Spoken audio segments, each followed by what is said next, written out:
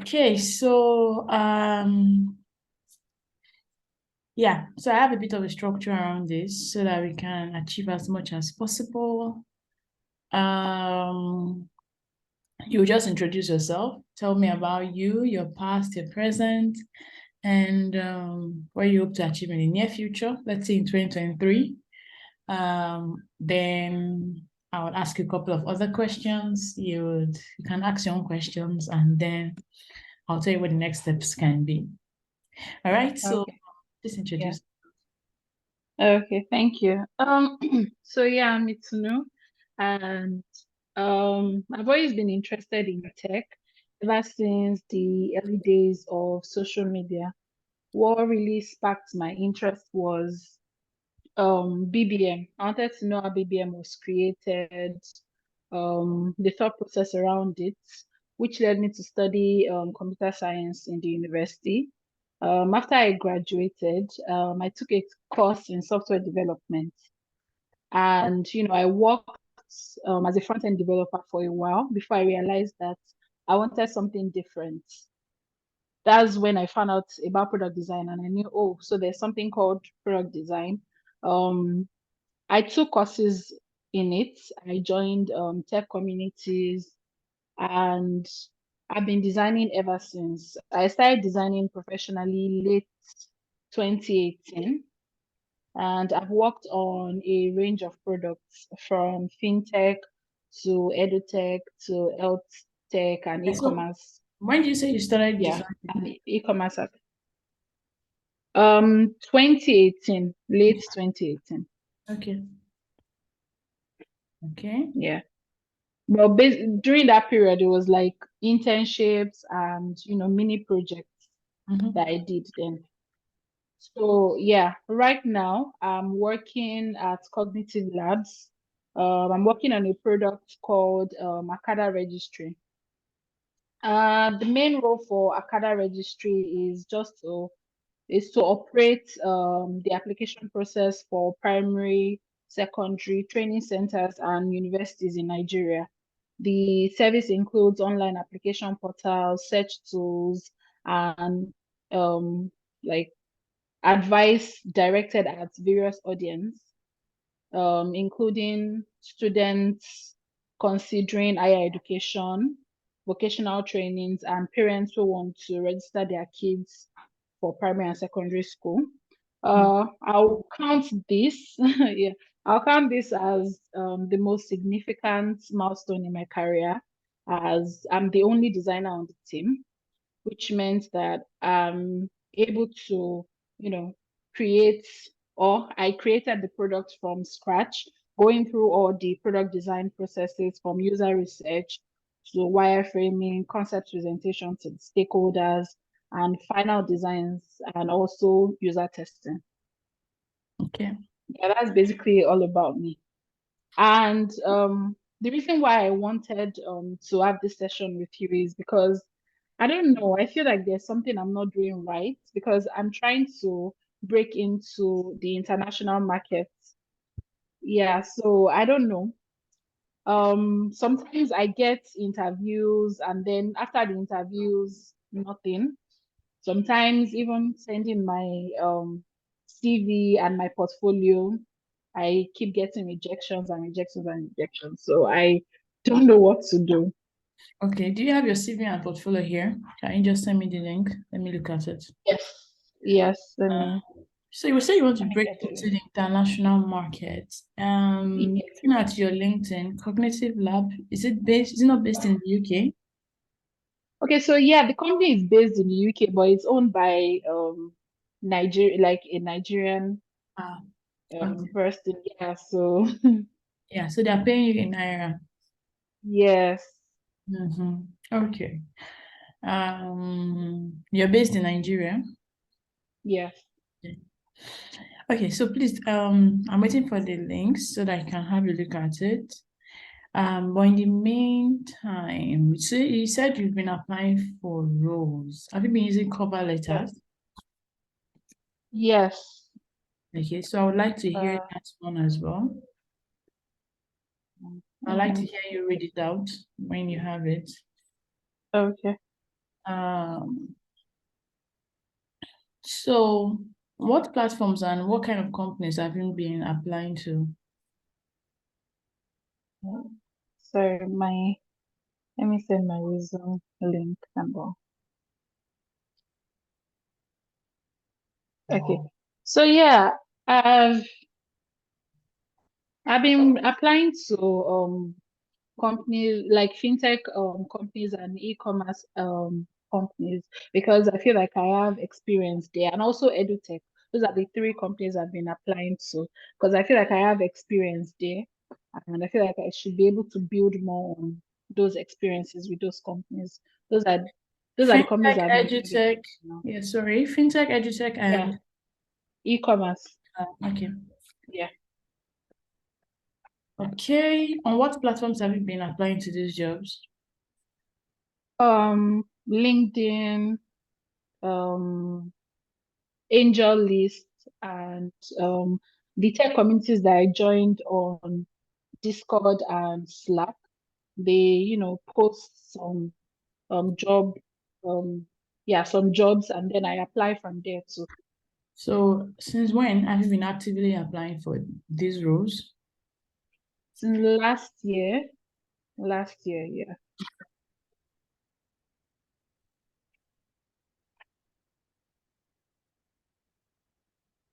All right. I'm actually glancing through your CV and portfolio now. Oh, let me send my portfolio link. No, the link is actually on your CV, so I'm already looking at it. Yes. Okay. Okay, so I can see 3, 4, 5, 6, 7, at least 7 projects here. Okay, so hmm. So the jobs you've been applying for, what do you suspect is the problem? I don't know because even applying for roles that need just 2 years experience, I'm still getting the same rejection. Applying for senior roles, same thing. So I'm not really sure.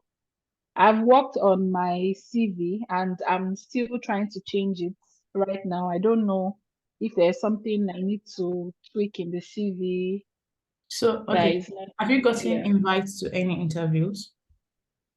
Yes, I am. Okay, so like how many and how recent was that? Okay, so the most recent interview I had beginning of this month. Yeah, beginning of this month. But I don't know. I did the interview. I think the person thought I was in the UK. So after we discussed and the person found that, oh, I'm not in the UK, she was like, oh, she won't be that they won't be able to provide visa sponsorship. So we just ended that. So I don't know. Um, That was how that one ended. Yeah. okay, so one thing you need to look out for when applying for roles is that unless they specifically list it as remote, 100% remote, not remote UK or remote US or something, most likely they will need you to be within the UK. So visa sponsorship is a bit of a lengthy process and a bit expensive.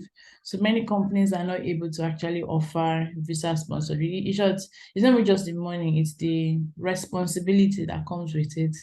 So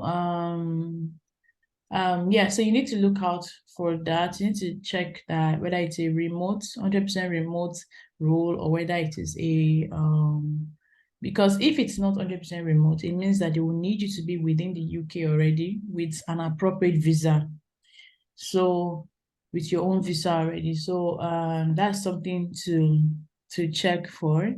Um on the other hand, if you need roles that are specifically for like visa sponsored, UK has a what they call sponsorship list. So a list of all the companies that are on their sponsor list that can actually give a visa sponsorship. So you can just Google that. You should be able to, I think it's straightforward to find the list. Fair warning is that the list is a bit hectic.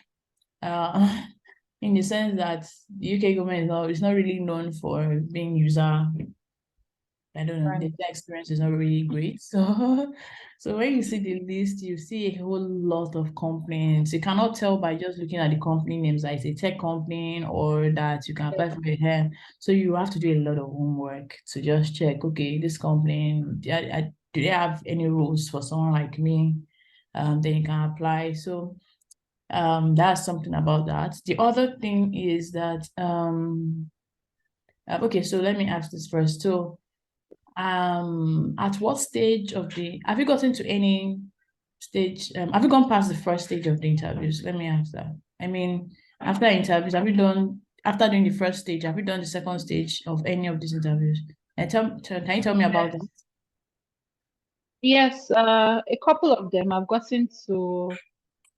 even gotten to like it was remaining just one step, like the last stage, and they'll just tell me they are sorry, they found someone that is more suited. Yeah.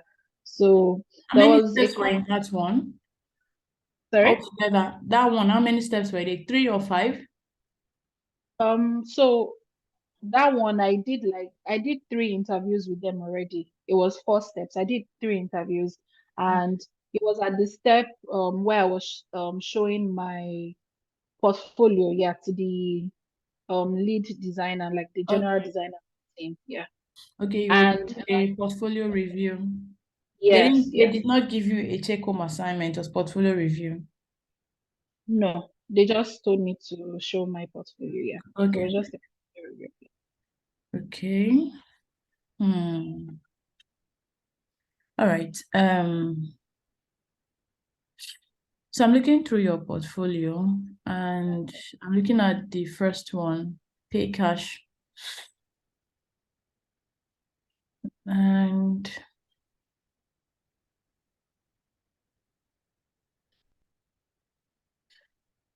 okay, so it's very clean. That's one thing I like about it. Very clean. However, I think that 1 second. Let me scroll to the bottom first.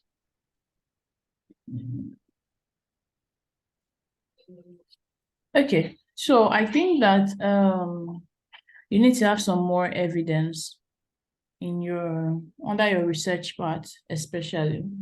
So when I say evidence, I'm referring to so you carried out your research, right? So you carried out your research, and I can see your screenshot actually. You have a screenshot of like you did survey, but showing the screenshots does not really tell us like anything really. Also, you didn't tell us what you were even trying to achieve in the first place. You didn't tell us the goal of your research. There needs to be research plan before there's research reports, right? So there's no plan. You didn't it would be good to have like a section where you clearly state out this is what I'm trying to find out with this research.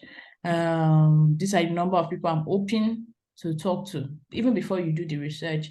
Oh, Yeah, where will I find these people? How do I intend to reach out to them? In what format will they carry out this? Like I think you did a survey. In what format will they carry out the survey? Is it Google form or whatever? Maybe you even put a link to the Google form, something like that. So there needs to be more evidence. We won't just take your word for it by looking at your portfolio. Um, let's see what else. So I think you can also benefit a lot from more of bullet points, like under the same user research.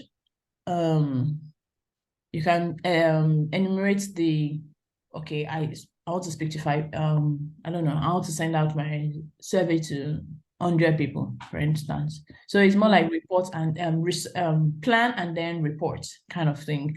So honestly, looking at the what's this thing called, the charts, it doesn't really tell me anything. Yeah, it says 73% of people said yes to um if users can use the loan features in a mobile app.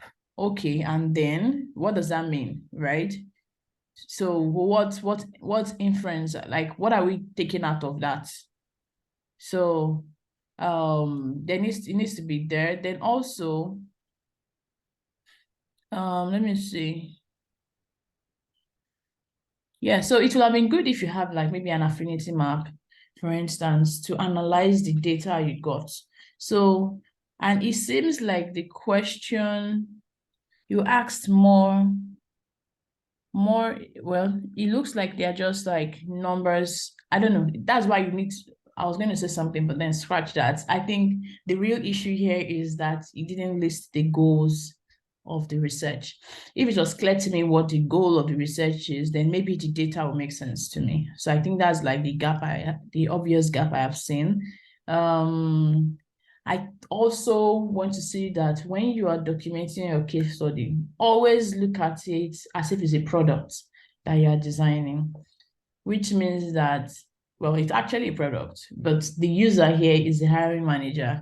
So what that will help you to do is that you'll be able to put yourself in that person's shoes and read your whole case study from the beginning to the end from that point of view. Because the whole point of a case study is to document your thought process and your decision-making process from beginning to the end.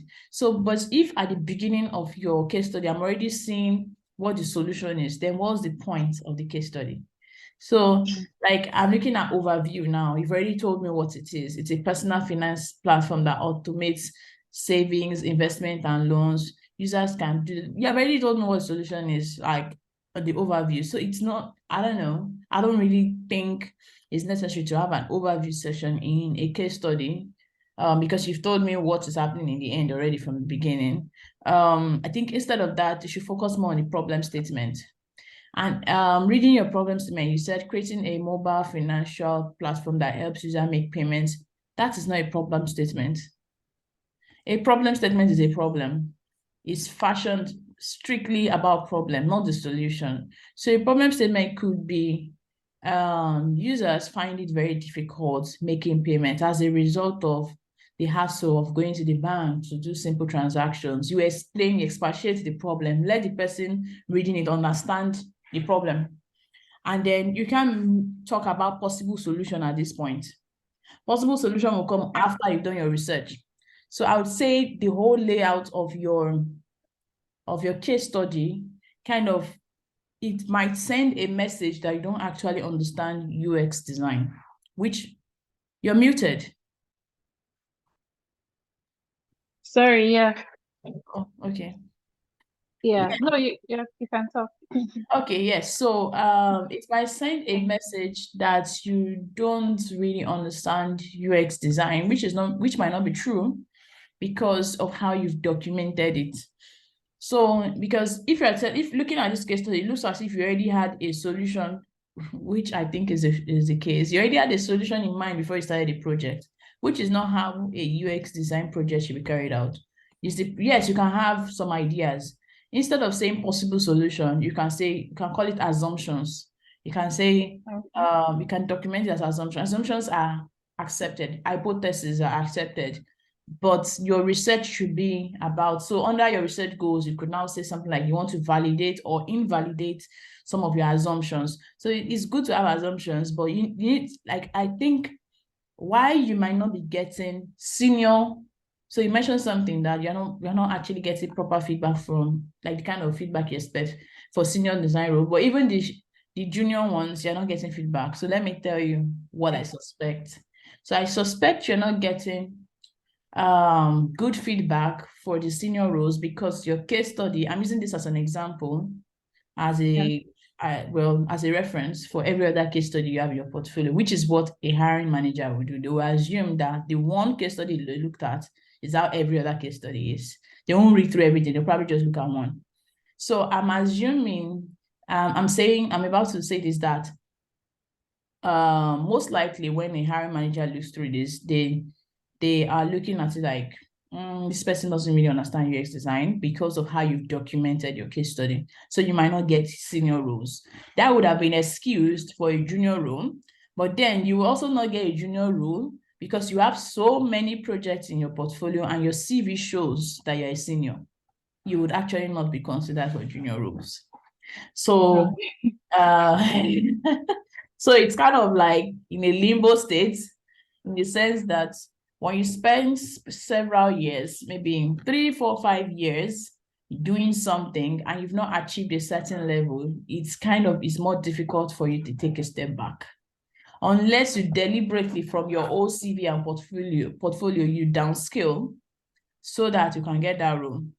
That is the thing. So it's difficult for a senior to get a junior role because they don't really believe that you're going to be able to fit into the team. So excuse me, I'm about to sneeze. Okay. Yeah. It's not coming again. Okay, so that's what I suspect, right? Also Okay. this I see this a lot for in people's portfolios where they do this design process, this diagram of discover, define, ideate, design, test. And I always say it is fluff. It's just something you put in your case study to just take up the space. Because how else are you going to carry out the project? So I'm usually for remove all the unnecessary things from your portfolio and focus on the most important thing that will actually sell the project or the case study. Though how you've done it is a bit different from how I used to see people doing it. You've written stakeholder interview, computer analysis, user research. So what you've written on that, I would expect that after seeing this, that would be exactly what would be in your case study, that you did stakeholder interview, then you did computer analysis, you did, but then user research, you can't say user research because stakeholder interview is user research, right? Computer analysis is user research. So I would recommend that you go through your whole case studies all over again. And like this one I'm looking at, clean it up. There's a lot of things that shouldn't be there, and there's some things that should be there that are not there. So I can push it up to that level. Yeah, so I will use this as a judgment for every other project. Then for your CV, education being up before experience does not pay. Nobody cares about your education, actually. Even if you don't have any degree at all, you probably still get a job. So completely put that out the way at the bottom. Maybe your technical skills and tools can make it somewhere up. Because it's kind of important to let's say to recruiters and hiring managers. So most of the time, the people that review your application, the very first step, are recruiters or hiring managers. They're not really judging your portfolio at this stage. They're judging your CV and your cover letter, if you have cover letter.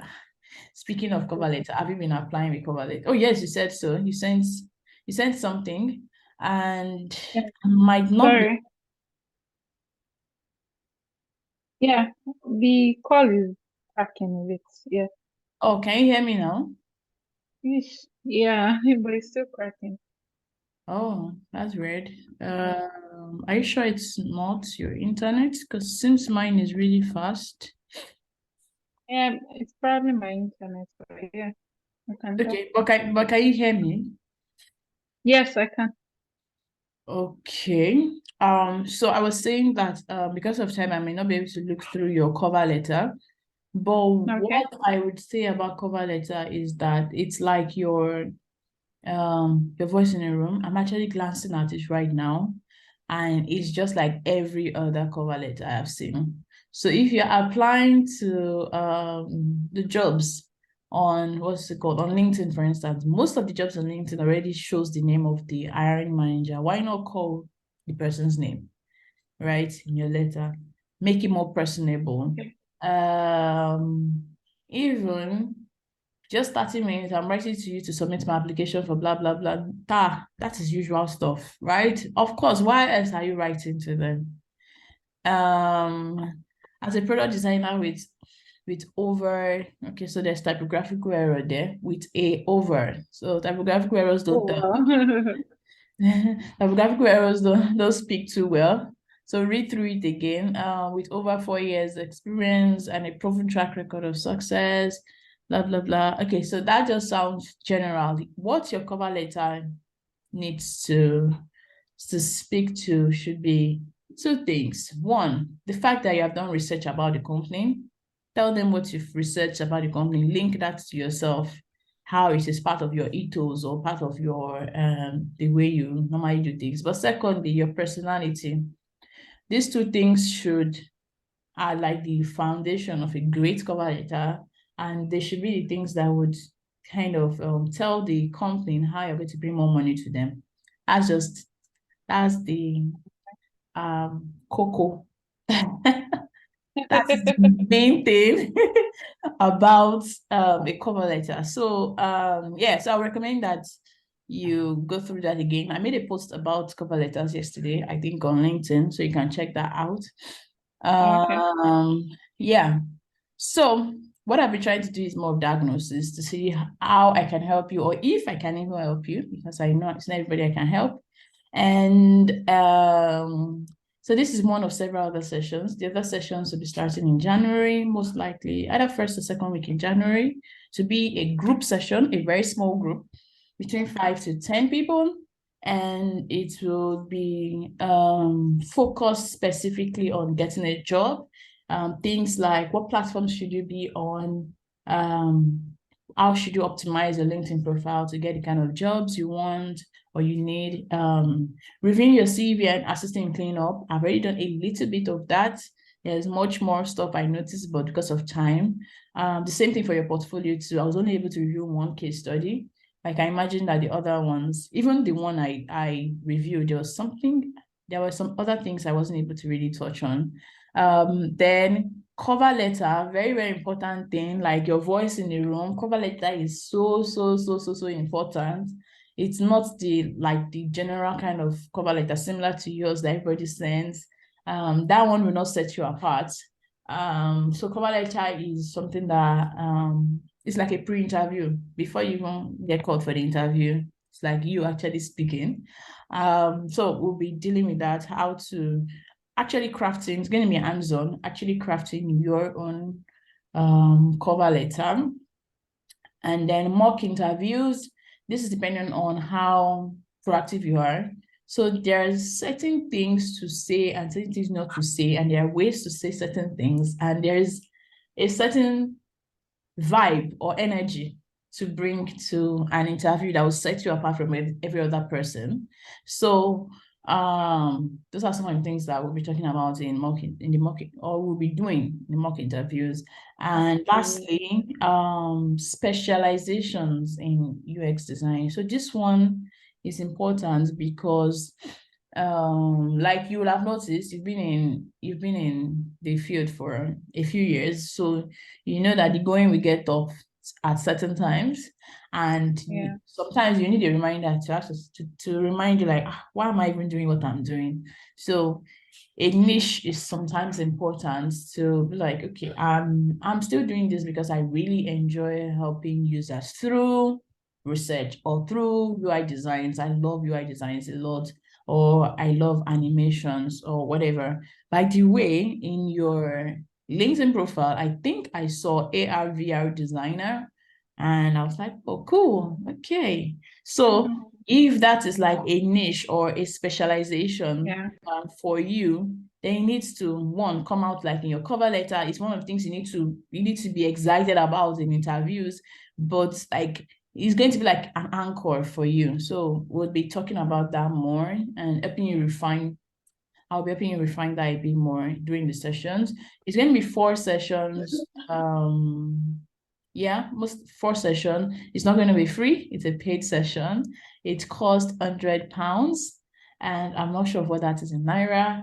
Probably about $120 or so.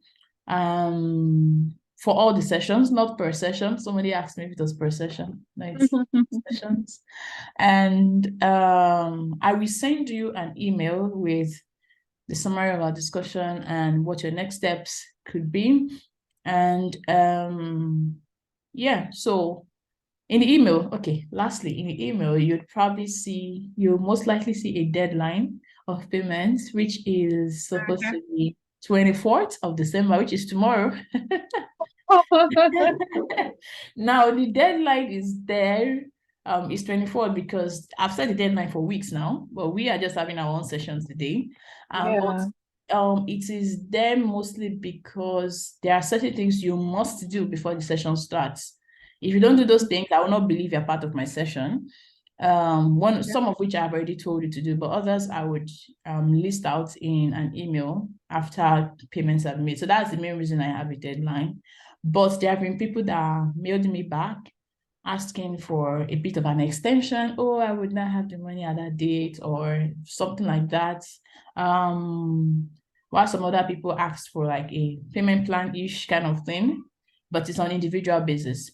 So please let me know if you'd be if you need something like that. But let me just ask, do you think I would see you in January? Yeah, I'm actually interested because I need to break into the international market. I need to be like interview ready and all those things. So yeah, I'm interested. Oh yeah. But I'll, Yeah, yeah, please go on. Go on, please. yeah. But it's like I would once I see the mail, maybe we would talk about the installments, like installment plan. Maybe I pay before each session. I don't know. Anyhow, you would be able to Okay. accommodate installments. Okay, so since we're So already talking about that, let me tell you what's yeah. possible. Um, so it's possible for you to split into two, pay something Okay. now, and then before before the second session starts, you pay the rest. Okay. That's the best that is possible. I think I offered that to Okay. one or two other people that asked. So that's the best. But speaking of breaking into international space, I totally understand I must have done I don't know, this year alone, I must have done up to like maybe 50 interviews or more.